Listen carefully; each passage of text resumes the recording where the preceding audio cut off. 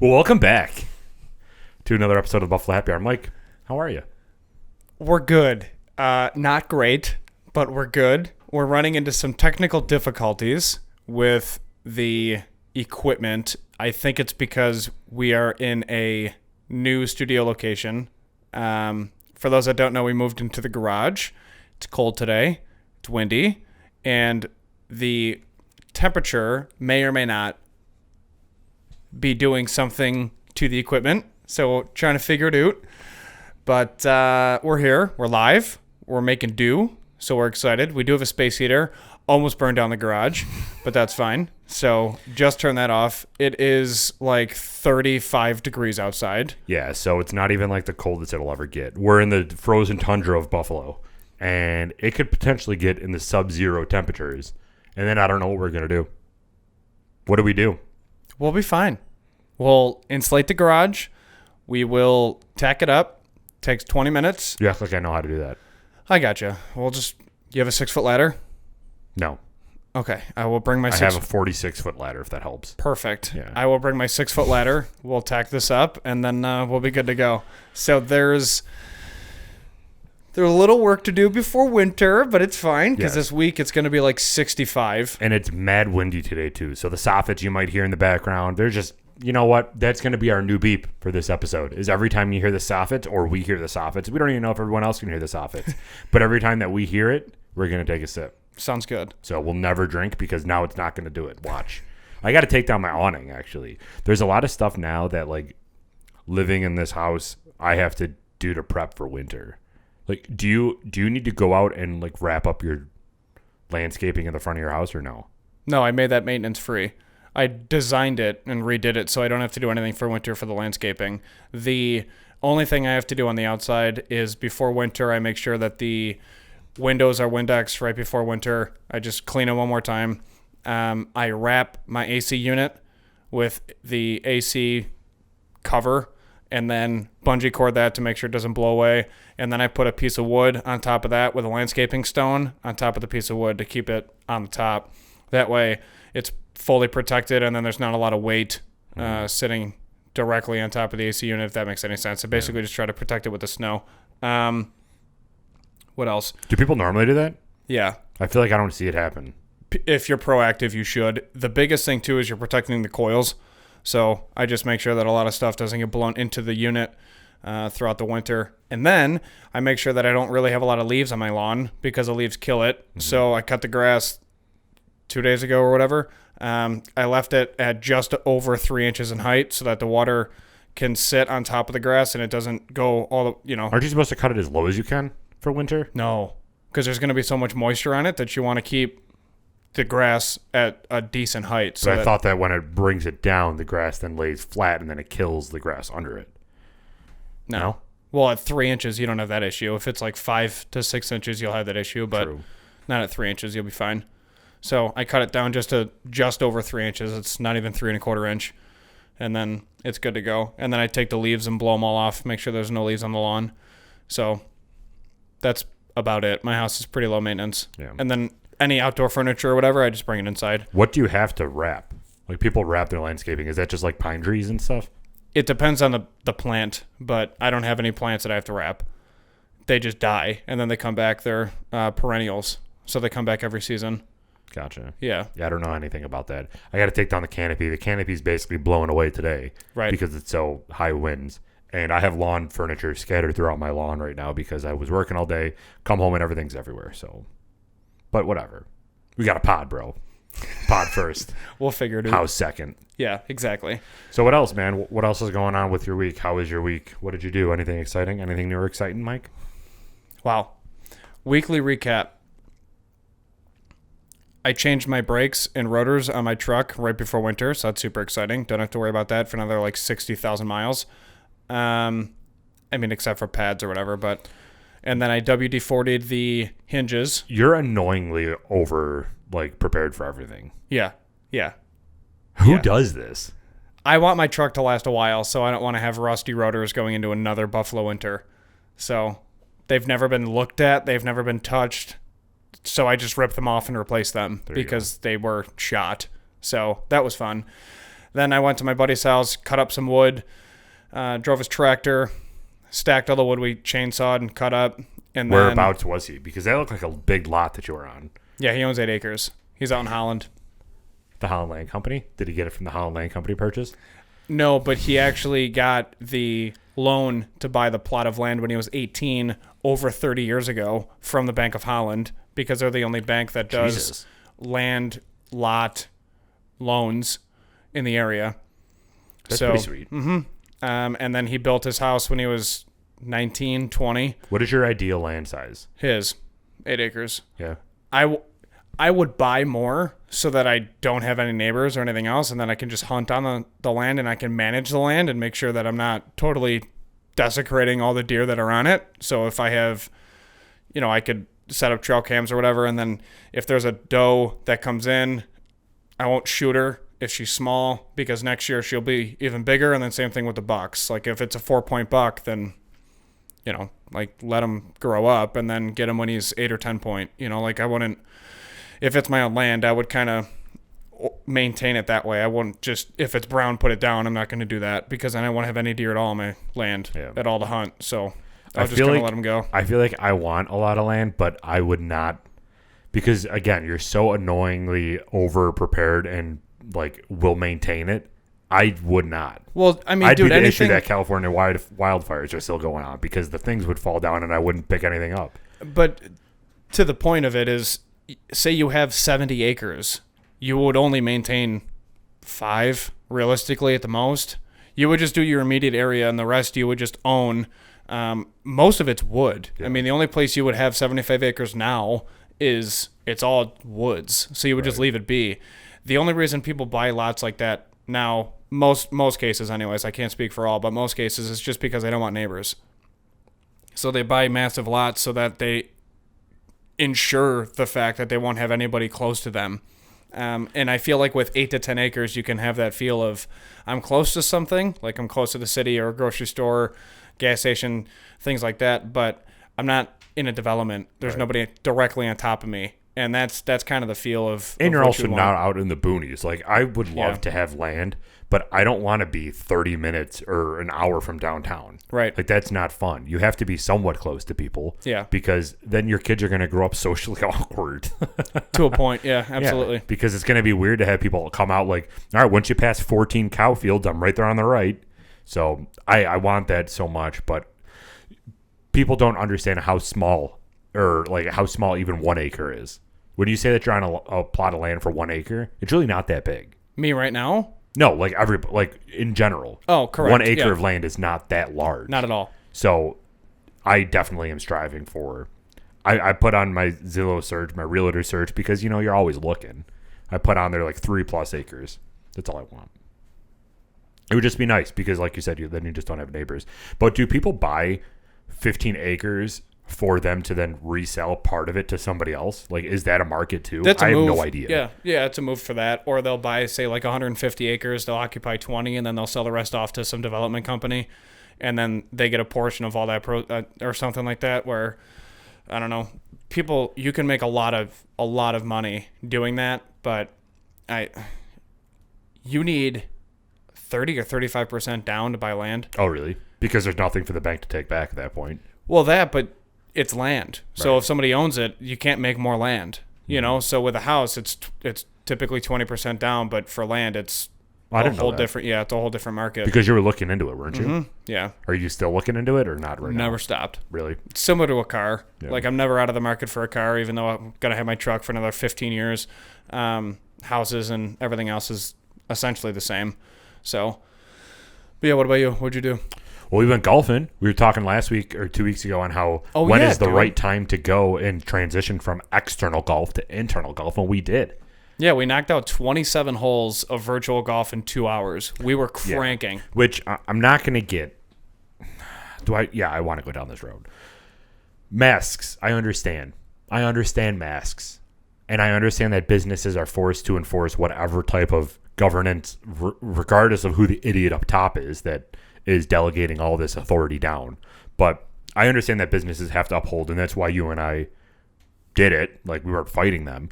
But we're in this space to virtual golf, and if anybody has ever been virtual golfing, you have this basically like cubicle that you're hitting into. It's a giant bay / stall. Yeah. Yeah. And it's just you and I there. Yep. And the next person is like 20 feet away. And they made us wear masks while we were swinging.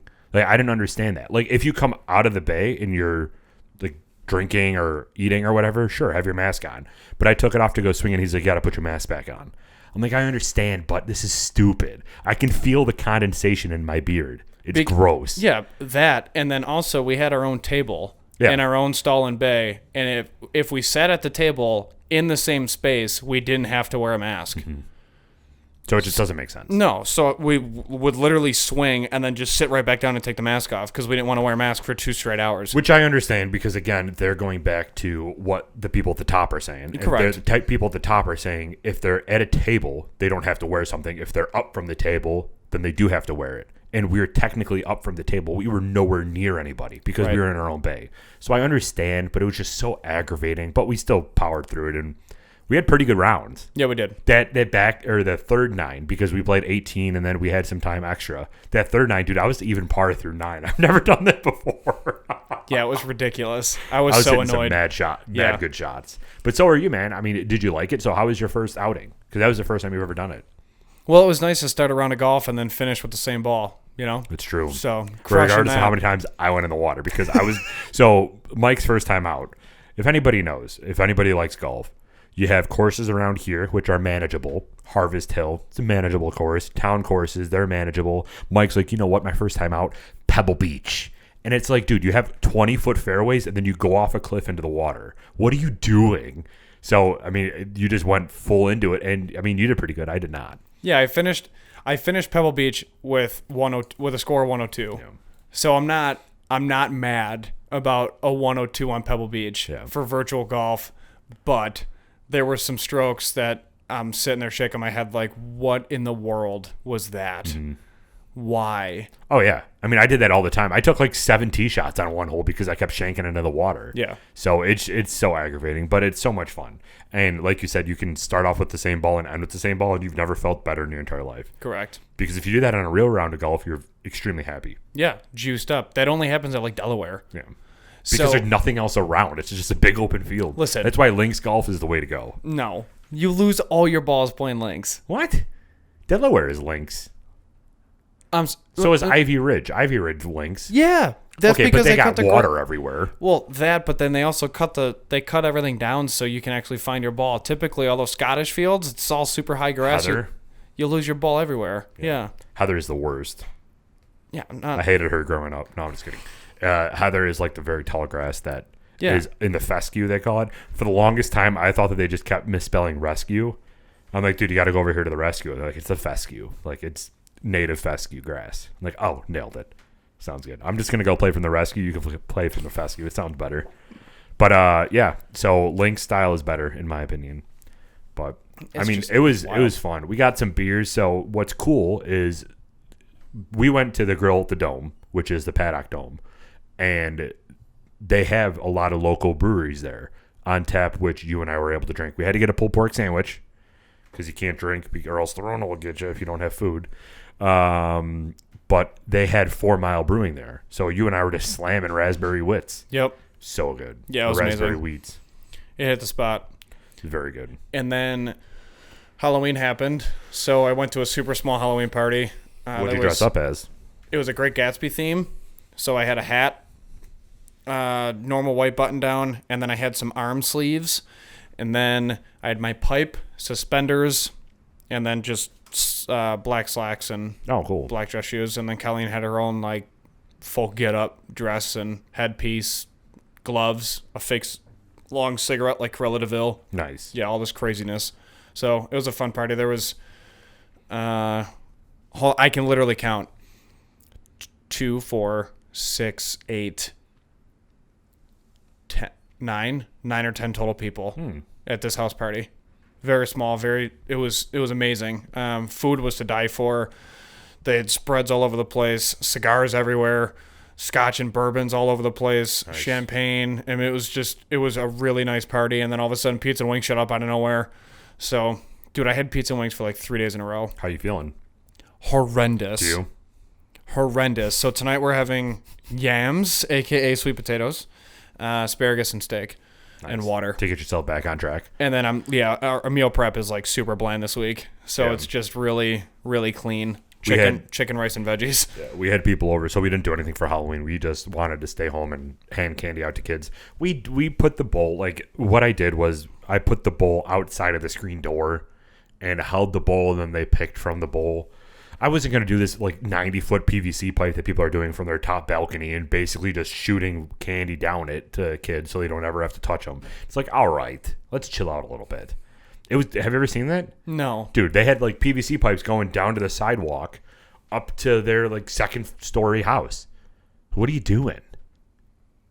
The kid's going to get pelted in the face. He doesn't know what's coming. I know. You can't. Like, I'm going to ruin put a an Reese's apple cup. down here. Hopefully he knows. Right. You Hopefully can't. he's got his baseball glove. It's going to nail him right in the face. He's going to have a black eye for the next week. And that's why you don't bring apples to Halloween.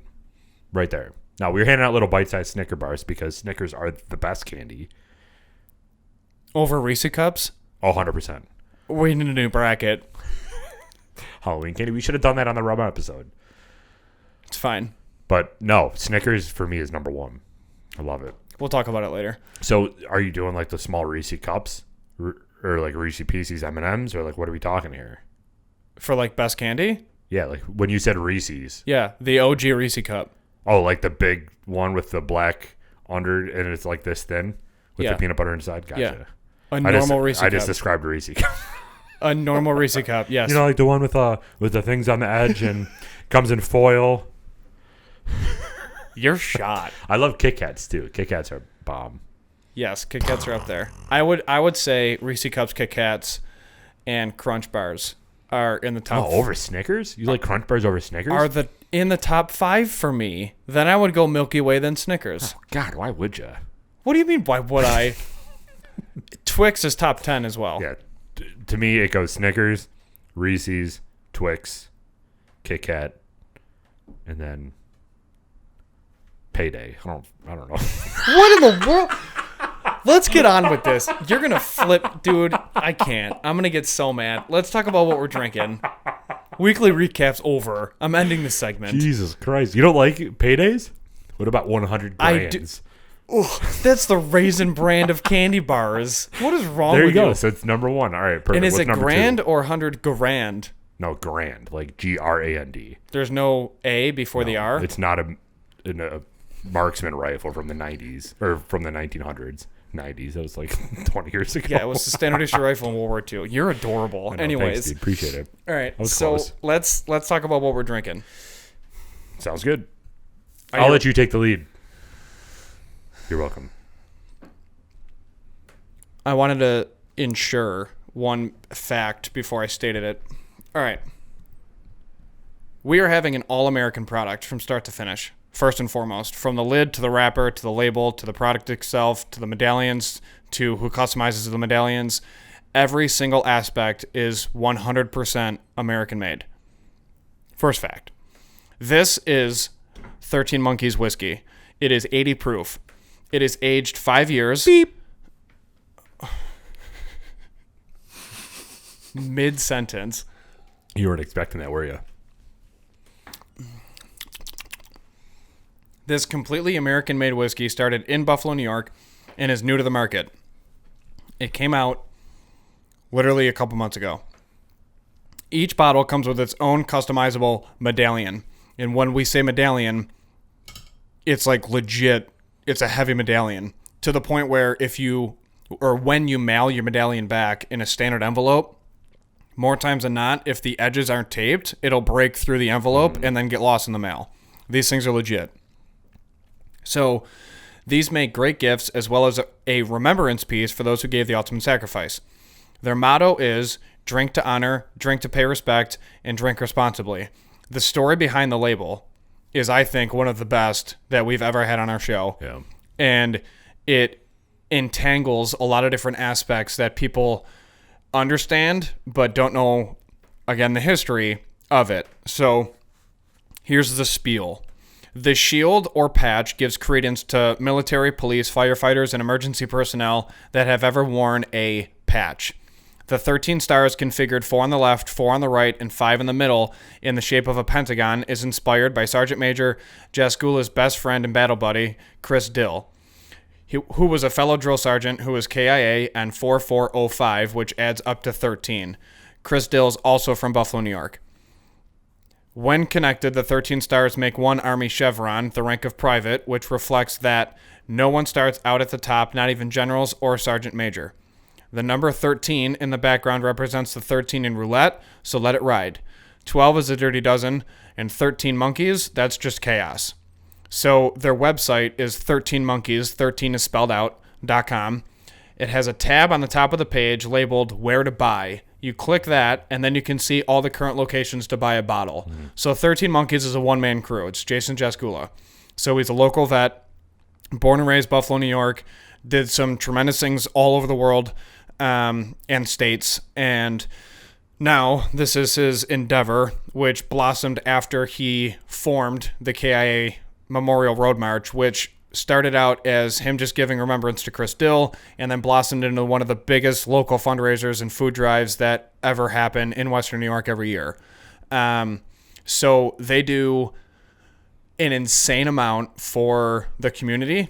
So when I picked up the medallion from him, there's like 6,000 pounds of food that is going to be moved and donated to all different people. Oh, really? Yeah, it's insane. There's raffle baskets. There's so much stuff that's like already processing it in the works. And the KIA Road March, they do other things other than that, but that's just the nonprofit and the name that it was initially gave and started. So he's a one-man crew. He blended the bourbon, brought it back into the States, got the label approved, got his license, and then is literally knocking on doors and selling his product to local places. So it's in, Elmo Wine and Liquor, Addie's Wine and Liquor, a bunch of different restaurants, including Neat. Mm-hmm. And a lot of people are making cocktails with it that is like a Manhattan, which is really good. There's also monkey beer, which we'll get into. And then there's just a lot of good things in the works where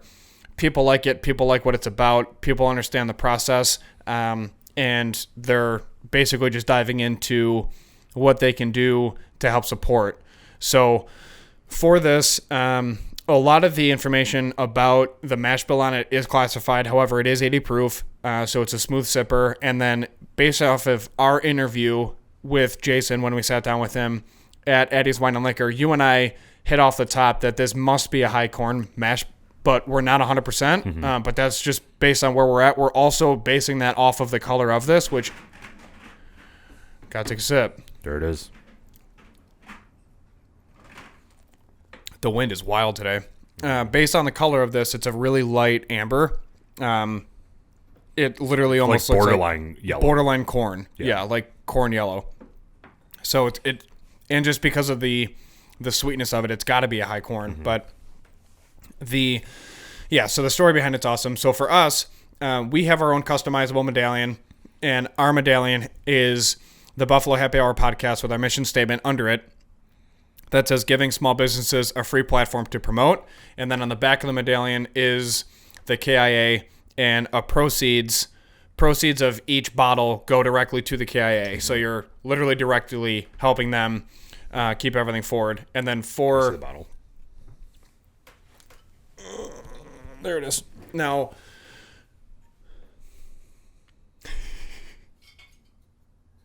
yeah, what we should do is just flip the medallion. Yeah, I'm gonna take it off so I can show them. Yeah. But keep going. So the other recommendation is because it's not your stereotypical bottle. It resembles something that it's not, which we touched on in the interview. Most people think it's a mason jar. It's not a mason jar. You'll hear about that in the interview. But the tip is on Amazon, you can buy these lids, and then these lids screw right onto the top of the bottle, and then you can easily pour. However, we did not buy the right size. We got a large instead of a small, which Don't worry is about it. Everything's fine. But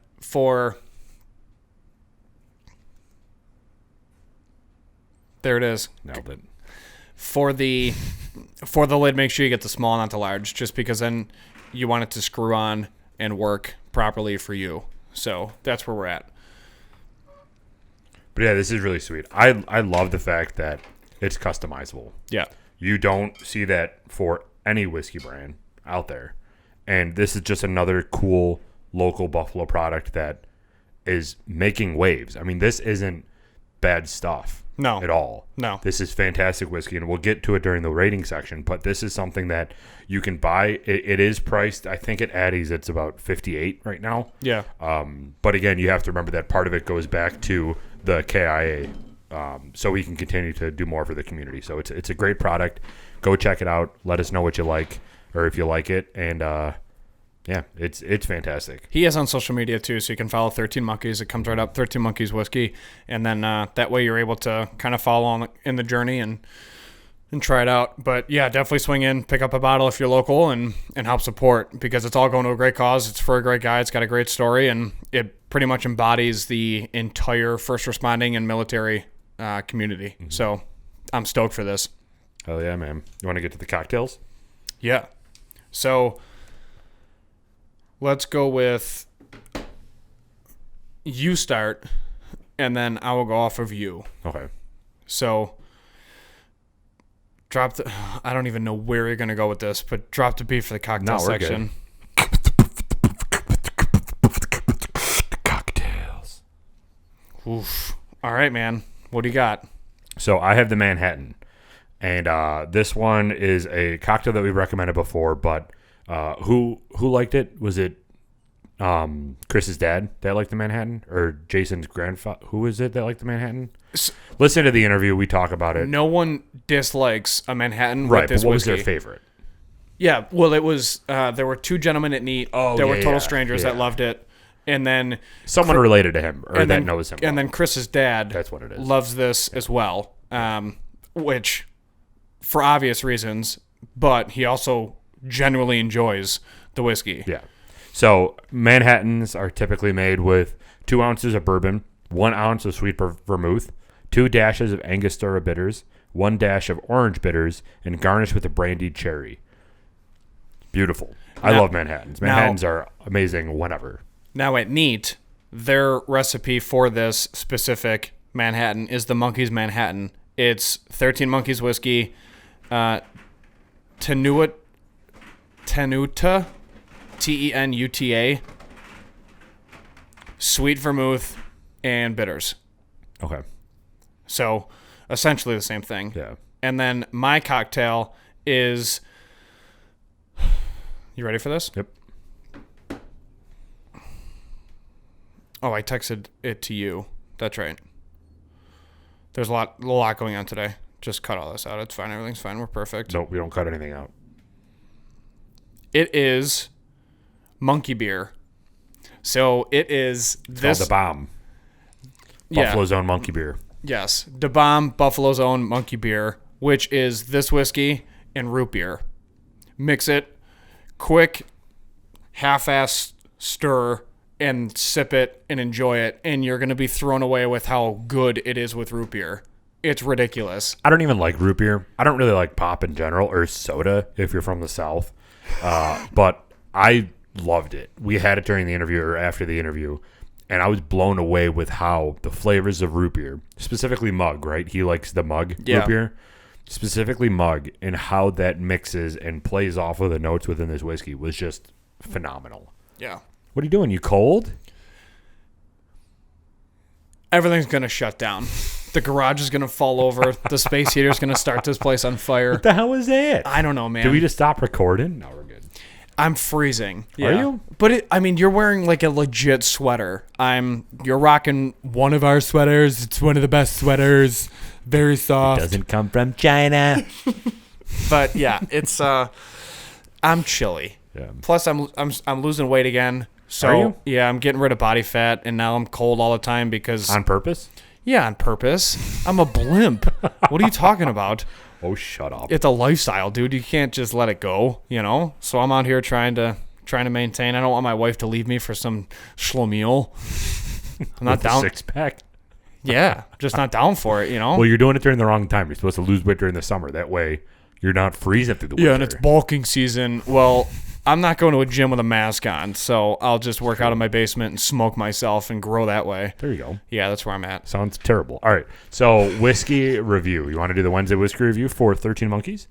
Let's do it. Label branding. Michael, what are you getting? A++, check mark, plus check mark. You said that with such conviction. Did you think about that before this episode? Literally not a second. So A++, check mark, plus check mark?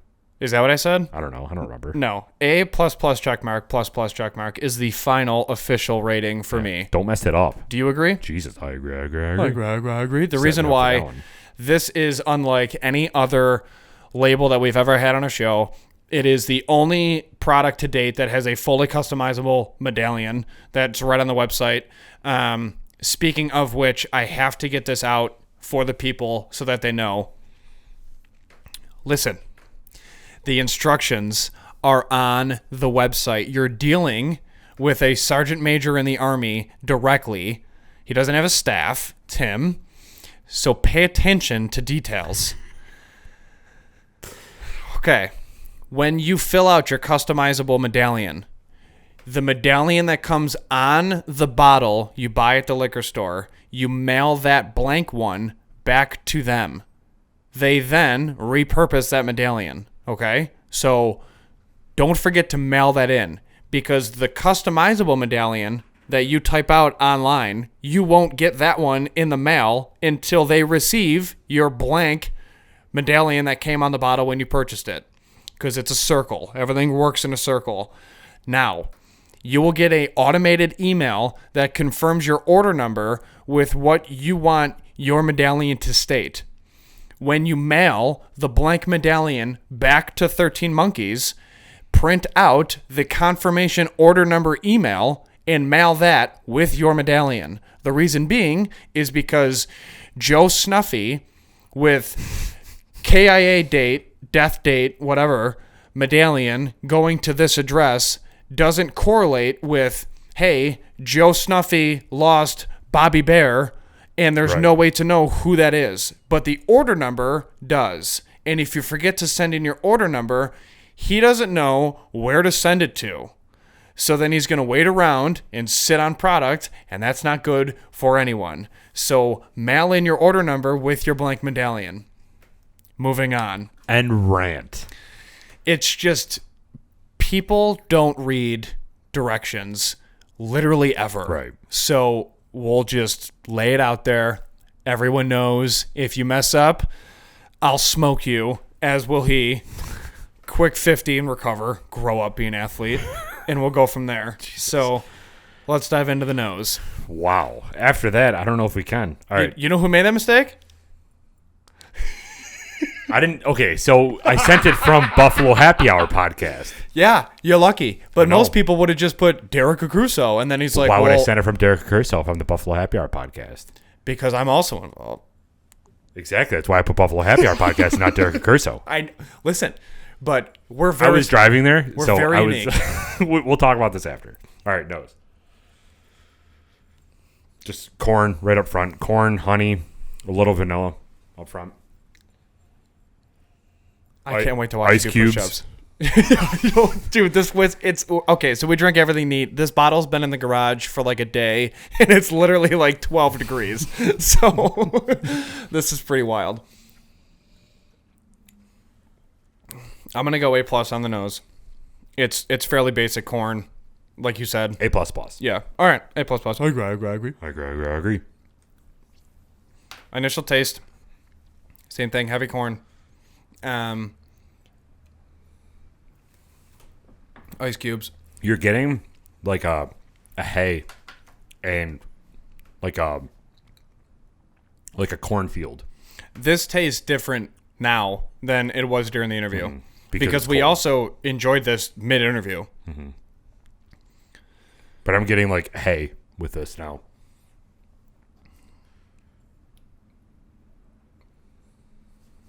I don't know if that's because there's like a malted barley in the in the mash bill, or if it's like It's just corn. wood. Yeah, but like I don't know if it's a like a wood sugar. I mean, it's aged 5.5 years, so it's just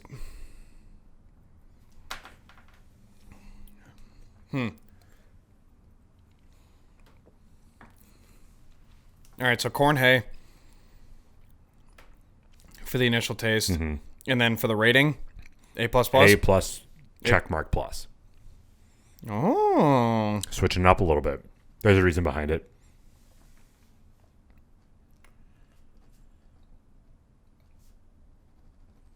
okay. Ending note. There's a very, very faint burn. This is unbelievably smooth. I don't know why. It's heavily oily, for sure. It's very oily. I don't know if what I said makes sense, but okay. Heavily it does. oily? Sure. Why not? I don't The We'll just send it. like you were kind of getting to though, it is very smooth. It does not taste like a 90 proof. 80. I thought it was 90. I thought No, it was it's- 45. Nope, 80 proof. Really? Yep. What was 90? 40 Devil's ABV. River? 40 ABV, 80 proof. Yeah, most Devil's River is 90 proof. Gotcha. Okay, I could probably figure that it's an 80 proof then. It's very smooth. Yeah.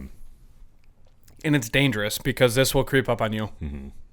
No doubt, no doubt, no doubt. All right, so ending note, A, check mark, check mark. All of the symbols after the A add up to 13. We did 13 symbols there. Nailed it.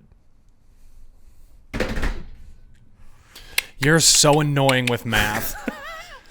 What are you tasting on the ending note? I'm getting like a wood sugar and a faint spice, but I can't pick out what spice. And it's because that's like the lingering part of the burn for me.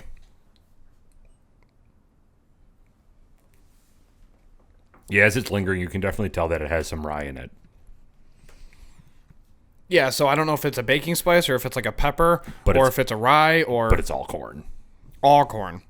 It's got to be. Yeah. Look at it. It's got to be all corn. Okay, so sugar, spice, and then we'll do pepper. It's so cold, my nose is like, are we outside? Can we go inside? Yeah, it's like where you scrunch your nose and then it just stays up there. Yeah. Yeah, I know what you're talking about. Final rating. 3, 2, 1. 93. 96. Math. Come on. 94.5. I was literally just about to say that. Were you though? Yes. No, you weren't. Yes, I you were was. going to say 97.5. No. What do you think? I'm going to try to add things? Yeah. It's not my fault that I'm like one of those old solar calculators that take a minute to turn on, and you're just a Texas Instrument. All right. The T801. Go away. Why I do don't you even know if that's a real one. Hold on. It was TI-80. I don't remember. I was Whatever. just joking around. I have zero idea. The standard Texas Instrument calculator that we all use to fail math with, except for you. You're like, "Oh, I'll just take a college course now. It's fine." Dude, I did all my homework in class before we even left, and I never had math homework. It was such a good time. All right, so anyway, back to the story about why I never filled this out. So I was driving to the post office, and I'm like, shit, I didn't print this out. And then I thought about it, and I'm like, I'll just, when I get there, write down on a piece of paper and put it in the envelope with it, that like Buffalo Happy Hour, order number, all that stuff. So I was going to do it at the post office. And then I wrote down Buffalo Happy Hour on the envelope, and I'm like, oh, hell no, we're good. So that's why. It's a no-go at this station. Failure to follow instructions. It worked. So I was already 4 glasses in at that time, so whatever. I love it. But yeah, so that's a whiskey review for 13 Monkeys Whiskey. Go pick up a bottle, go to their website, and check out where you can buy it. That's more local to you because they're literally all over the place now. Yeah. So whatever makes sense. Hell yeah, man. I like it. Yeah. And then go buy the right size of the tops for this so you can pour it easy. But honestly, sometimes you get something to like a glass or whatever, it comes into pour and it ends up all down the side of the glass and you just don't get any. I did it right over there and it was perfect. Yeah. So I don't know if it's the shape of the glass that helps the whiskey flow through it a little bit easier, but it was easy for me to pour. So if you don't have it, it's fine. There are, like $20 for a 2-pack on Amazon? Yeah, something like that. So if you do want to buy them, I mean, it'll go on whatever type of jar that you have it in. But it's easy to have, but know that you can do it without it. No doubt. He doesn't make those, so he doesn't care. Correct. It's not like he makes those and he would require you to get it. It's just something off Amazon. So if you don't have to get it, you don't have to. What? Nailed it. All right. Time for the meat and potatoes of the episode. We're now in, would you say chapter 3 or episode 3? Episode 3. All right. Or chapter, it doesn't matter. Episode 3 of the Buffalo segment series. Segment miniseries. Yeah. Okay. So episode 3 is specifically related to the founding in the 19th century. So we're going to start from the ending of last episode, which was the first Europeans. We discussed about how they kind of inhabited the Buffalo area and how the land was purchased from different land purchases and all that stuff. So now we're going to get to the first people who were really here that made an impact. So the formation of the area. Back in 1797 to 803, Jacob and Andrew Ellicott, which people might recognize that name, they were brothers who were architects and helped survey the land once the Holland Land Company purchased the land from the Dutch. The new village boundaries extended from Creekside in the south to present-day Chippewa Street in the north and Carolina Street to the west, which is where most settlers remained for the first decade of the 19th century. So when I say Ellicott, people know that name. I mean, there's the Ellicott building downtown. That's what it was named after, is this guy. And Ellicott Development? Yeah. I don't know about that. Could be. Sweet. I assume so. But yeah, I mean, everything, it's cool to put these pieces together after understanding, like, the history of Buffalo and now being to put the names that we see quite a bit to the people there, which is pretty sweet.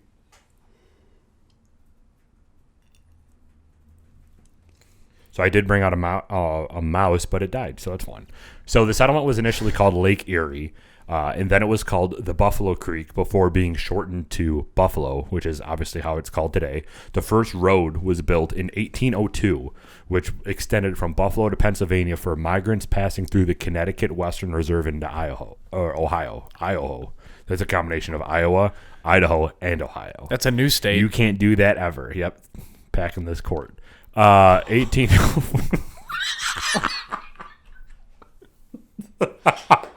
We're never going to get factually inaccurate anyway. It would be packing the House and the Senate, but whatever. We're never going to get subsidized. We're never branching out.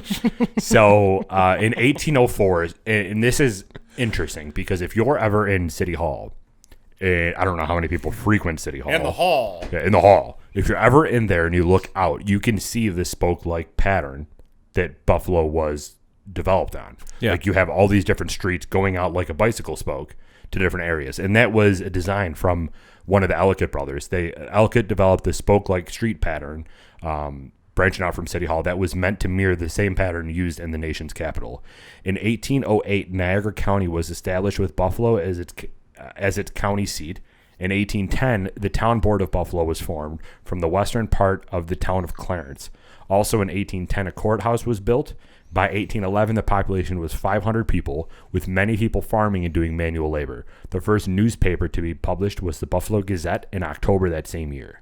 The Buffalo Gazette was in existence for a long time, too. A long time. And that was established back in 1811. Jesus. That's wild. It can't be that. Was it the same Buffalo Gazette, you think? Must have been. I don't know why people would call it. I mean, dude, Buffalo my Gazette dad again. references the Buffalo Gazette. Hmm. You know, like it's got to be the same Buffalo Gazette. It's probably changed hands of ownership, clearly, but I think it's probably the same name. Yeah. So, I just have you ever been to City Hall? No, never. Why would I ever go to City Hall? Of course I've been to City Hall. Who asked that? Yeah, I'm 30. Of course I've been to City Hall. Have you gone on the observation deck up Just top? kidding. I'm 28. No, I've never been. I will say I have not gone to the observation deck. I went to City Hall for a few legal documents that I needed before I, did the whole Army thing. But they have so City Hall is that makes sense. But a lot of the legal documents aren't done at City Hall. They're done at the Erie County Clerk's office. Correct. So honestly, I would never have a need to go to City Hall. I never went. I did go because I went to the observation deck, but outside of that, I never would have gone. Mm-hmm. So it wasn't a ridiculous question, Michael. But yeah, if you go to the observation deck, you can see the sweet spoke-like pattern, and it's pretty mesmerizing to look at, honestly, that everything is just so straight. I love looking at New York City from like a top-down view because of all the, like, you know, the streets interconnecting and everything like that, and it looking just like a grid. For some reason, it's just so satisfying to look at. Same with this. I mean, you have these diagonals and then these cross streets that literally mirror a bicycle. It's really cool to look at. So you want to talk about the War of 1812, Mike, and what kind of perspired? Yeah, they sweat a lot. What transpired during the War of 1812 and how that applies to Buffalo? I mean, they probably did sweat a lot, but yes, I'll talk. Sweaty boys. I'll talk about the war, the terrors, mosquitoes, dead babies. So, the War of 1812, the Battle of Buffalo, also called the Battle of Black Rock, took place on December 30th, 1813. So, clearly, 1812. So again, back to my point originally about them not teaching us local history. I did not know that there was a Buffalo component to the War of 1812. What? They didn't teach me that. Or did you fall asleep? Probably. Anyways, so... You knew about all this? I knew about a lot of it, yeah. Good for you. I did not. Where was the... I blame your parents. No, I'm just kidding. Where was the, like, focus of the War of 1812? For us? No, like, the War of 1812 in general. Like, where was... mainly D.C. Yeah. But also Buffalo is a huge aspect of it. I only remember talking about D.C. So let's talk about it. So the British forces drove off the defenders and destroyed many buildings and ships. The operation was retaliation for American troops burning the Canadian village of Newark, which is present-day Niagara-on-the-Lake. Hell yeah. So the battle details. Major General Riall. He slayed back in the day, man. I'll put a picture up right here. He fucked. He had 1,415 soldiers. Brits, Canadian, Native Americans, and that were allies to the Brits. He was in charge of all of them. Mm-hmm. Major General Amos Hall of the New York militia had around 2,011 men, all volunteers or militia. Yeah, so those are the two forces fighting against each other, 1415 versus 2011. I'll let you guess who won. So Riall crossed the Niagara around midnight on December 29th and landed with most of his men some 2 miles downstream of Black Rock in the early hours of December 30th.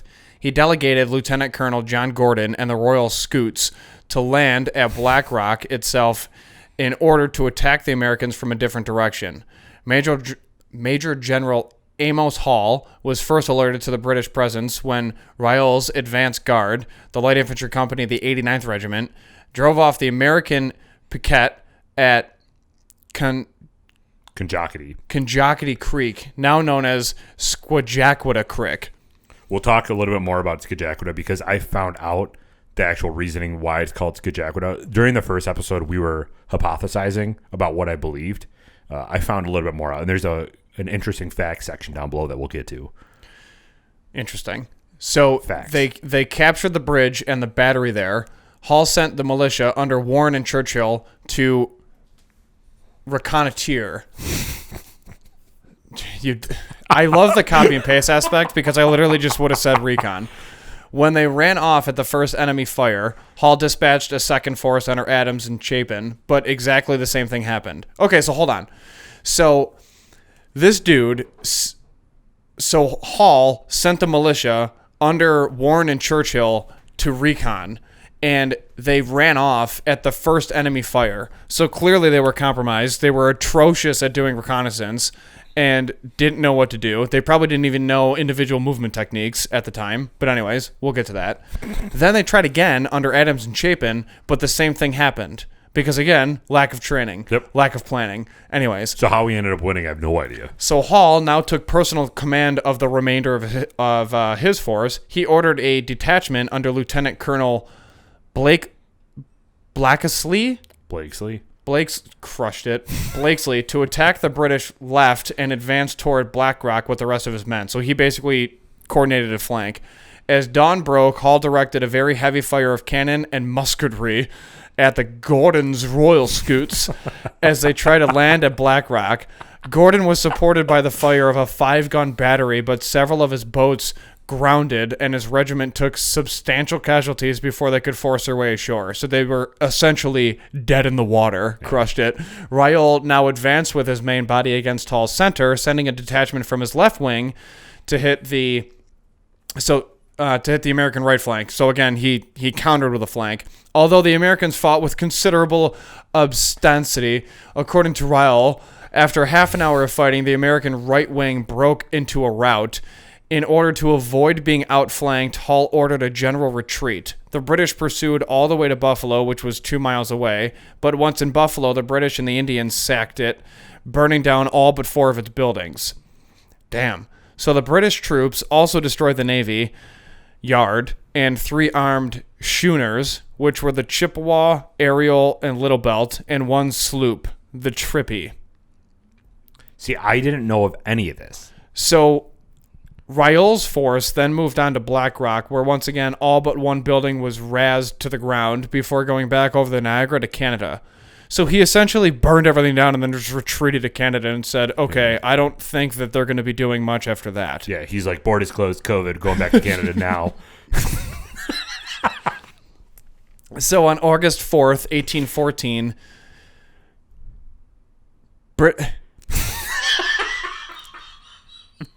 You have to show the TV so people can read along and look at this word. It's literally British, but they took the H off and then put into the same word. So it's British into Canada. What in the world is that a typo? No. All right. So consequently, Fort Erie's siege under Gordon Drummond later failed and British forces withdrew. Though only 3 buildings remained in the village, rebuilding was swift and finished forces under Lieutenant Colonel John Tucker and Lieutenant Colonel William Drummond, the General Gordon Drummond's nephew. He attempted to raid Black Rock at Buffalo as part of a diversion to force an early surrender at Fort Erie the next day, but he was defeated by a small force of American riflemen under Major Loic Morgan at the Battle of It's Conjocata again. Conjocata Creek and withdrew back in 1815. Yeah, there might be some typos. Some of this did come from Wikipedia, so I don't really know. A lot of this came from Wikipedia, and where was the other? Britannica is where I also gathered some of this research from. So basically what I'm trying to say is 50% is accurate, 50% is false. So how many people passed, Derek? What were the casualty rates? So the British casualty return gave 25 British regulars, 3 militiamen, and 3 Native Americans killed, 63 regulars, 6 militiamen, and 3 Native Americans wounded, and 9 regulars missing, a total of 31 killed, 72 wounded, and 9 missing. Of these, 13 killed, 32 wounded, and 6 missing were from the Royal Scots, who had endured a heavy cannonade, right? Yeah, that means they just got destroyed by cannons. By cannons, nailed it. While grounded in their boots. The American took Boats. 5 prisoners. Oh, Boats. My bad. Boots. They're just strapping on those boots, those high boots. And then we took 5 prisoners and probably razzed them for a while. Did some hazing. So the official American casualty figures were reported as 50 killed and 52 wounded. The dead include Lieutenant Colonel Bowden. The Ontario Messenger of January 25th, 1814, published a list of 67 Americans captured on December 30th, 11 whom were wounded. Lieutenant Colonel Chapin was among the prisoners. 8 pieces of America's artillery were captured. At the time of the War of 1812, Buffalo had a population of about 1,500. So now we're kind of getting away from the war. So let's actually stop right there before we continue. But that was the War of 1812, man. Yeah, so it applied to Buffalo. Yeah, so they basically just burned it out. And then they took 8 of our sensitive items. So you should probably tie down your artillery. So, yeah, no, really. What losers. So was their whole point of trying to capture Buffalo to be a part of Canada? Like, what was the point of the War of 1812? Just to fight us and kill us? Of, like, that portion of the War of 1812. So I don't know if you forgot, but I was born in 1992. So I have literally no idea what the answer to that question is. But I don't know. You're like military man or something like that. So yeah, sure. So we all just in basic training learn about the War of 1812 instead of how to kill the enemy. You're right. What was the purpose? Somebody's screaming at their computer right now. You idiot! It is this reason. How do you not know the intent of the War of 1812? Yeah, I don't even know when it was held. The War of 1812 caused by the British restrictions on U.S. trade and Americans' desire to expand its territory. The United States took its greatest naval power in the world, Great Britain. So basically, they were trying to maintain parts of Buffalo. Like, they were trying to capture parts of Buffalo, and we're just like, nah, fam, shoot you in the face. I'm pretty sure that's the exact verbiage that they used. Probably. They're like, nah, fam, chaw. You know, I hate you. So that's crazy, though. I mean, yeah, we are considered Canada Light, or Canada is considered Buffalo Light, I should say, because I'm never going to stoop that low for Buffalo. But I was considered an honorary Canadian when they found out that I was from Buffalo when I worked with them. Right. But it's so, fine. I mean, I could see why they would want to have this. Yeah. So when do you think the border was set between Canada and Buffalo? Like the Peace Bridge. When was the What do you Peace come up Bridge? with these questions? Just ask me on the fly. I don't know. What the hell kind of question is Michael, that? You were supposed to know all this. When was the Peace Bridge? No, not the Peace Bridge. That just connects them. But when were the borders established? When the countries were formed? When was the? I would assume. When were open borders works? When were borders? I'm getting very political today, and I don't understand why. Borders created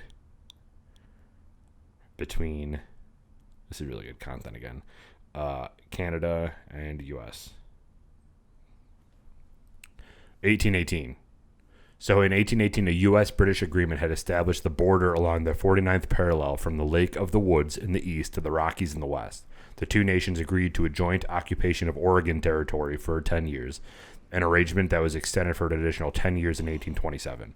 So about 1818 is when the border was established. That's interesting, actually, because it's also in this part. So at the time of the War of 1812, Buffalo had a population of about 1,500 and became the American military headquarters for the Niagara frontier. No. You can't say it like that.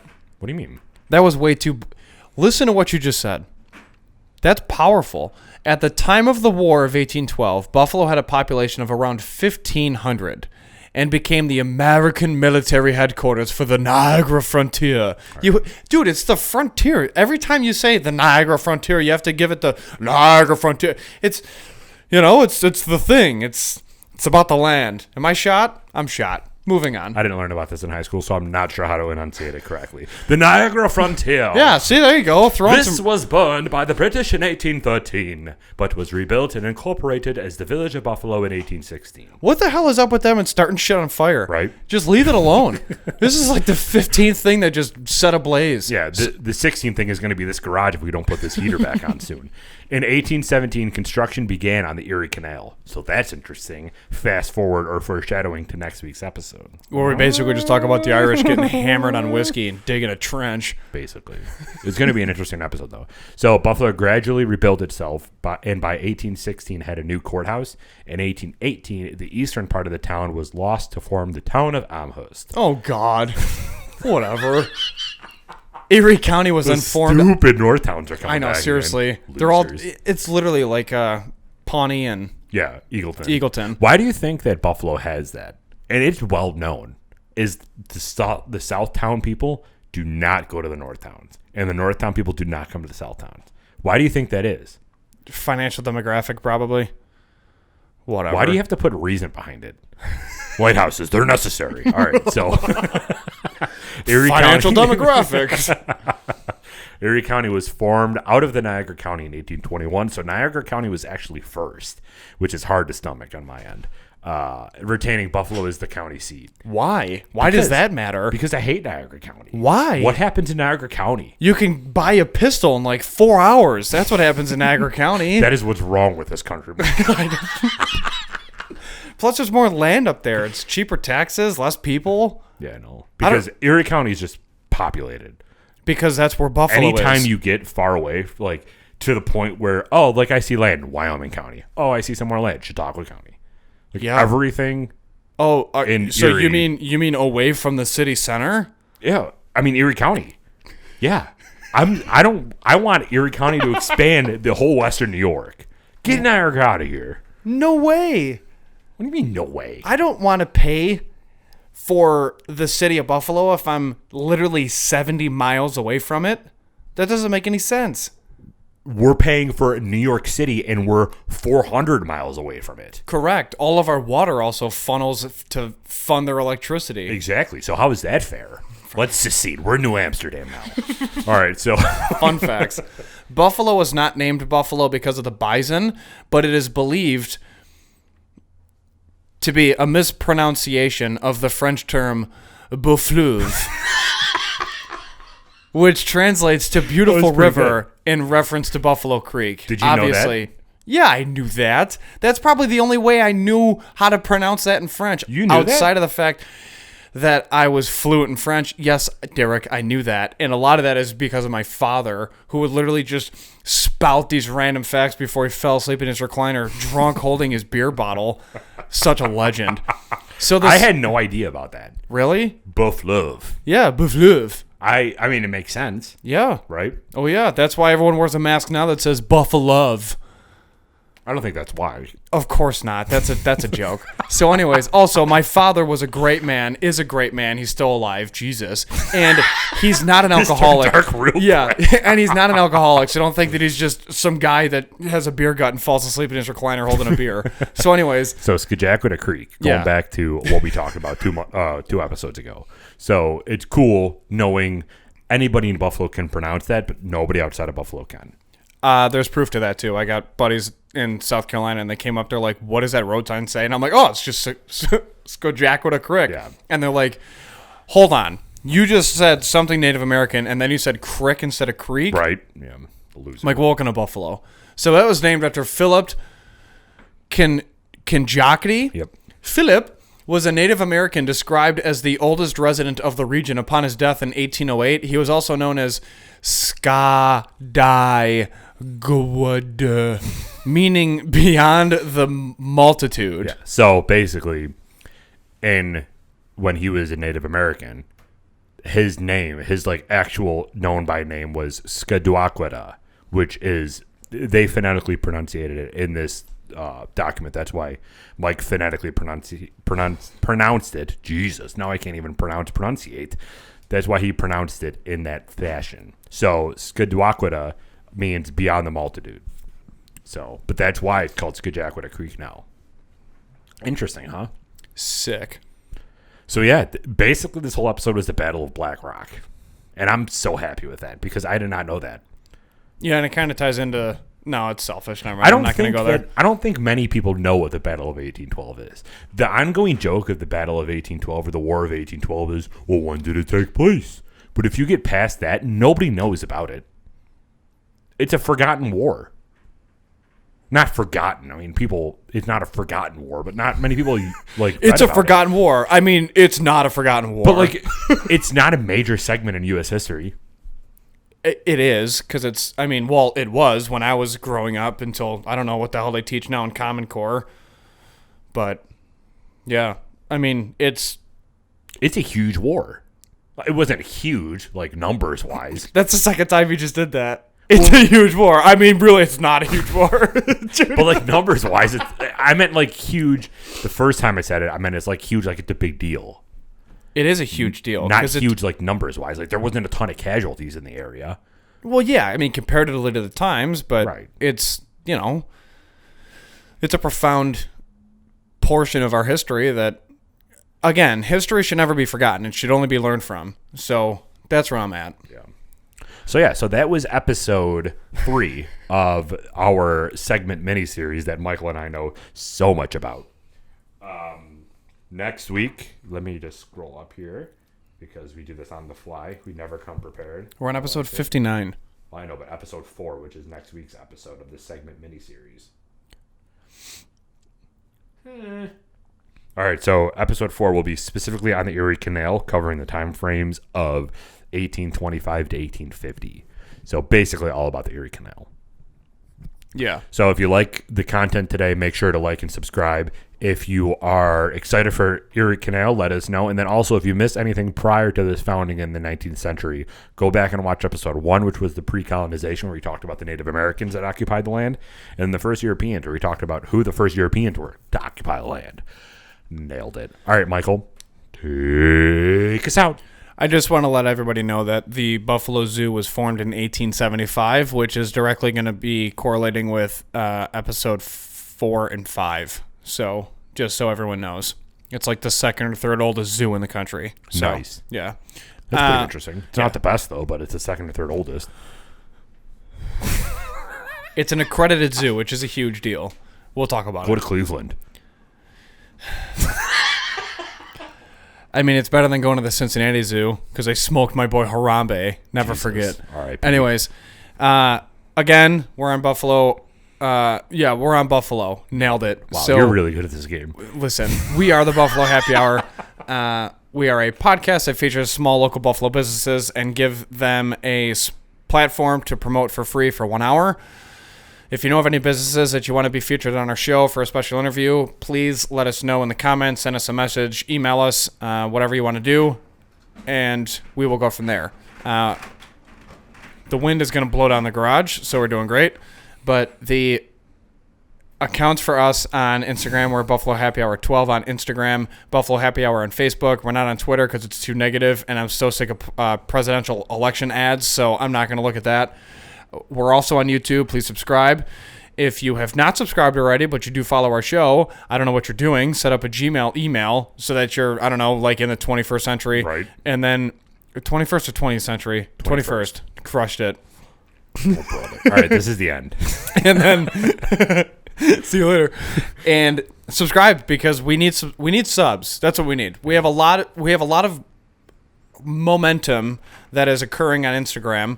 Facebook is kind of at a lull, so if you're also on Facebook, which I'm assuming you are, follow us and just hit that like. Just grow the community. Yeah. We're really focusing right now on the next level of networking. Yeah. Like, we have a very solid base, and what is eye-opening, and then we can end this episode because this is pretty long right now, but That's what what she is said. eye-opening... Jesus. What is eye-opening is the fact that people are now listening to our episodes because they enjoy the content, and it's not this pity party to support two jamokes that don't know what they're talking about. To be fair, we now just have new strangers that want to support two jamokes that don't know what they're talking about. Sure. But Yeah, that's fine. The process is still there. It's just now we're reaching a new demographic. So this is what we want to do going forward. We want to reach that next level. So help us do that by sharing our videos. If you like the video, it does great for YouTube algorithms. But what's really going to help is you sharing it, getting your friends involved, getting businesses that you like to attend involved. If I was somebody that listened to this podcast and I frequented Neat Restaurant, I'd be like, hey, next time I go to Neat, like, have you guys ever been on the Buffalo Happy Hour podcast? Like, get that in their ear, because that's how we're going to get into these businesses. We're still a small podcast, and we're still fighting that uphill battle of trying to get into these restaurants and some businesses. People have been great. We have some amazing interviews coming out, but the more that our fans keep promoting us, the more that they'll notice and be on our show, and the more that we'll grow. So thank you all for your support so far. We really appreciate it. We still have sweatshirts available. If you're interested in buying one of them, let us know. Send us a DM or whatever. Portion of the proceeds go directly to Buffalo Niagara Waterkeeper, and we're just going to keep going through. If you haven't listened to Jason's interview from 13 Monkeys, go back to last Friday and check it out. It was a great interview. He dived extremely deep into his whole friendship with Chris Dill, and it was a very, very good conversation. So if you have not seen that yet, go back and check it out, and then go buy a bottle of his 13 Monkeys whiskey. That's it, Michael. This has been episode 59. I'll see you next week for episode 60. I appreciate all of you. I'm going to go warm up in front of a fire that I build. There you go. Drink responsibly and just be a good person. And don't litter.